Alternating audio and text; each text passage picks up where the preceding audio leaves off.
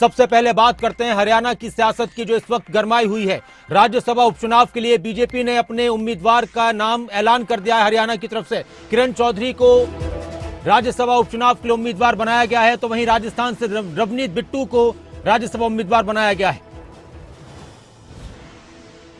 BJP की तरफ से लिस्ट जारी की गई है। असम, बिहार, हरियाणा, मध्य प्रदेश, महाराष्ट्र, ओडिशा, राजस्थान, त्रिपुरा, जहां से राज्यसभा के उम्मीदवार बनाए गए हैं। हरियाणा से किरण चौधरी का नाम है और रवनीत बिट्टू का नाम है। राजस्थान से, हरियाणा में भी उनको लेकर चर्चा चल रही थी।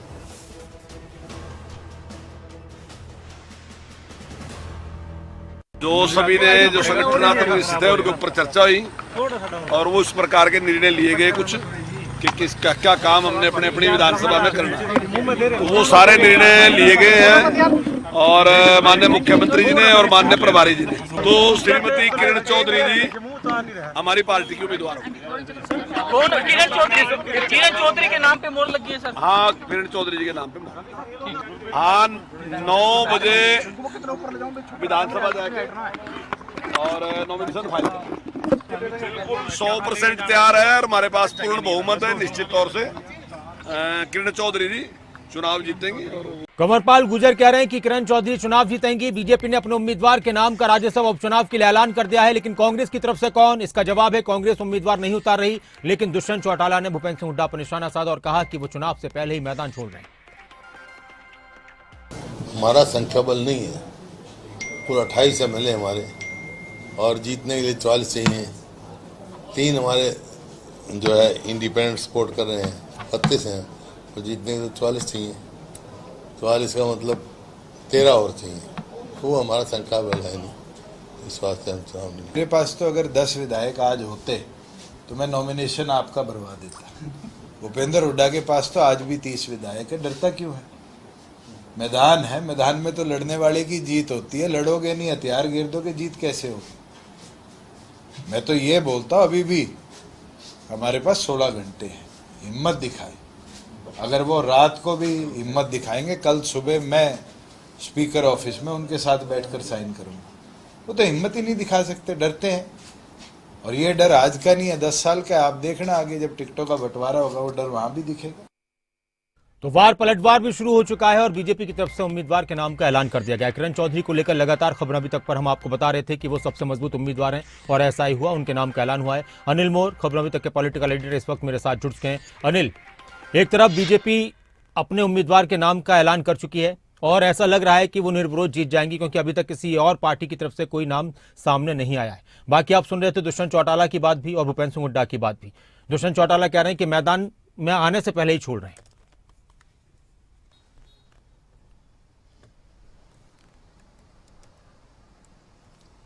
देखिए, बिल्कुल नासिर, हरियाणा में राज्यसभा उपचुनाव को लेकर कहीं ना कहीं राजनीति तेज हो रखी है। बीजेपी की तरफ से किरण चौधरी को राज्यसभा उपचुनाव के लिए पार्टी की तरफ से उम्मीदवार बनाया गया है। किरण चौधरी कल जो है नामांकन वो दाखिल करेंगे। नामांकन के दौरान मुख्यमंत्री नायब सैनी मौजूद रहेंगे, प्रदेश सरकार के तमाम मंत्री, बीजेपी के तमाम विधायक मौजूद रहेंगे।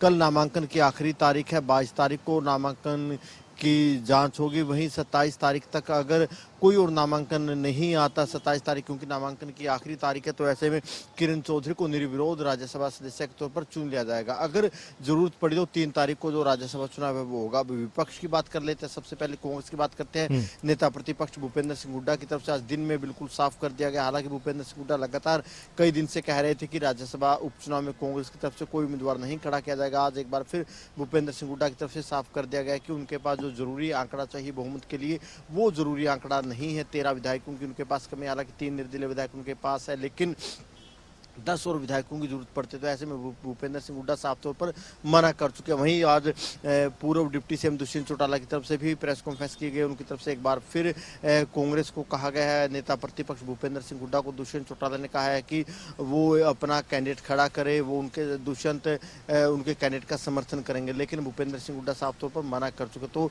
अभी तक ये मानकर चलिए कि नासिर किरण चौधरी ही इकलौती उम्मीदवार होगी। अगर किरण चौधरी इकलौती उम्मीदवार होती है, उनकी तरफ से कल नामांकन दाखिल किया जाना है। नामांकन दाखिल करने के बाद 22 तारीख को नामांकन की समीक्षा की जाएगी। 27 तारीख नामांकन वापस लेने की आखिरी तारीख है। तो ऐसे में 27 तारीख को किरण चौधरी को निर्विरोध चुन लिया जाएगा। अब दोनों ही बातें करते हैं, क्योंकि जो हमें जानकारी मिल रही है कांग्रेस के जो रणनीतिकार है उनका मानना है कि राज्यसभा चुनाव में कांग्रेस को अपना उम्मीदवार नहीं उतारना चाहिए, क्योंकि अगर कांग्रेस की तरफ से राज्यसभा चुनाव में अपना उम्मीदवार उतारा जाता है और जब बीजेपी और कांग्रेस का जो उम्मीदवार आमने सामने होगा और जो जरूरी आंकड़ा है, कांग्रेस के पास आंकड़ा थोड़ा सा कम है बीजेपी के मुकाबले, तो कांग्रेस के रणनीतिकारों का मानना है कि अगर बीजेपी और कांग्रेस के उम्मीदवारों में राज्यसभा चुनाव को लेकर, उपचुनाव को लेकर मुकाबला होगा, अगर उसमें बीजेपी का उम्मीदवार जीत जाता है तो कहीं ना कहीं विधानसभा चुनाव पर असर पड़ेगा, क्योंकि हरियाणा में विधानसभा चुनाव का बिगुल बज चुका है। कांग्रेस की जो टॉप प्रायोरिटी है वो हरियाणा में विधानसभा चुनाव है। कांग्रेस की पहली प्राथमिकता ये है कि विधानसभा चुनाव जीतकर सरकार हरियाणा में बनाई जाए। तो ऐसे में कांग्रेस किसी तरीके का कोई रिस्क लेना नहीं चाहती। इसी को देखते हुए कांग्रेस की तरफ से ये तय किया गया है कि वो इस राज्यसभा उपचुनाव में अपना कोई उम्मीदवार नहीं उतारेगी।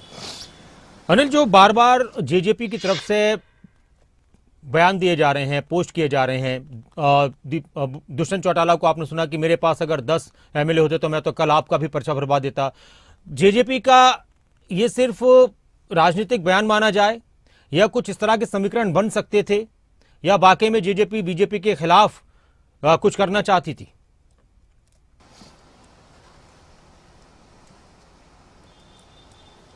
देखिए, दुष्यंत चौटाला की तरफ से बार बार जब कांग्रेस को ललकारा जा रहा है, नेता प्रतिपक्ष भूपेंद्र सिंह हुड्डा को ललकारा जा रहा है, इसके पीछे दुष्यंत चौटाला की एक बड़ी रणनीति है। क्योंकि अगर दुष्यंत चौटाला की बात करें, दुष्यंत चौटाला के पास फिलहाल खोने के लिए कुछ भी नहीं। उनके ज़्यादातर विधायक जेजेपी पार्टी छोड़कर भाग चुके हैं, उनके पास अब ज़्यादा विधायक बचे नहीं है। उनके ज़्यादातर विधायक, कुछ विधायक कांग्रेस की तरफ देख रहे हैं, कुछ विधायक बीजेपी की तरफ देख रहे हैं। तो ऐसे में दुष्यंत चौटाला के पास कुछ बचा नहीं है। दुष्यंत चौटाला ने कहा है कि 10 विधायक अगर उनके पास होते तो अपना उम्मीदवार उतारते हो। और कहीं ना कहीं दुष्यंत चौटाला बार बार कांग्रेस को ललकार कर कहीं ना कहीं प्रदेश की जनता के सामने ये मैसेज देना चाहते हैं कि एक जो विपक्ष की भूमिका होती है उस विपक्ष की भूमिका को जेजेपी निभा रही है, न कि कांग्रेस। और दुष्यंत चौटाला के इसके पीछे एक रणनीति ये भी, अगर कहीं ना कहीं विपक्ष की तरफ से, कांग्रेस की तरफ से अपना राज्यसभा उम्मीदवार उतारा जाता है तो कहीं ना कहीं इसमें दूध का दूध पानी का पानी हो जाएगा।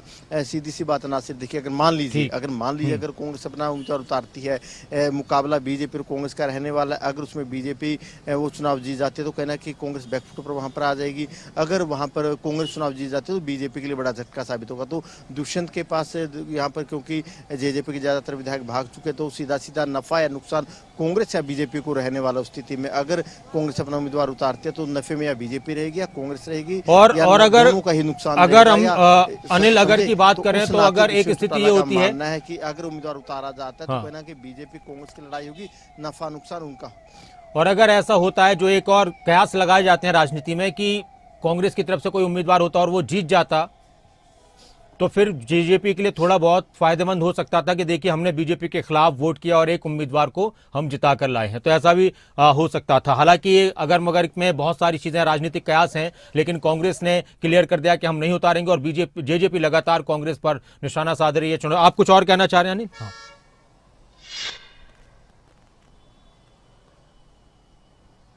बिल्कुल, देखिए नासिर, सीधी सी यही बात है, क्योंकि जैसे हम बार बार कह रहे हैं कि दुष्यंत चौटाला के पास अब ज्यादा विधायक बचे नहीं है, ज्यादातर विधायक भाग चुके हैं। तो कहीं ना कहीं दुष्यंत चौटाला बार बार कांग्रेस को ललकार कर प्रदेश में एक मैसेज देना चाहते हैं कि जो जेजेपी है वही विपक्ष की भूमिका निभा रही है।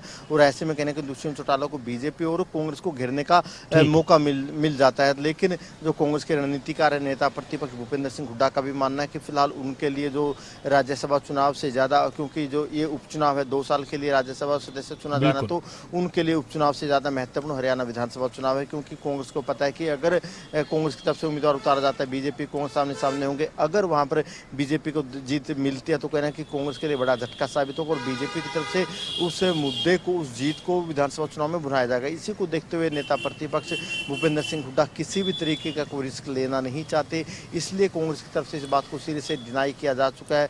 जो हरियाणा कांग्रेस की तरफ से सिरे से इस बात को नकारा जा चुका है कि कांग्रेस राज्यसभा चुनाव में कोई भी उम्मीदवार उतारेगी। शुक्रिया अनिल इस पूरी जानकारी के लिए, बातचीत के लिए।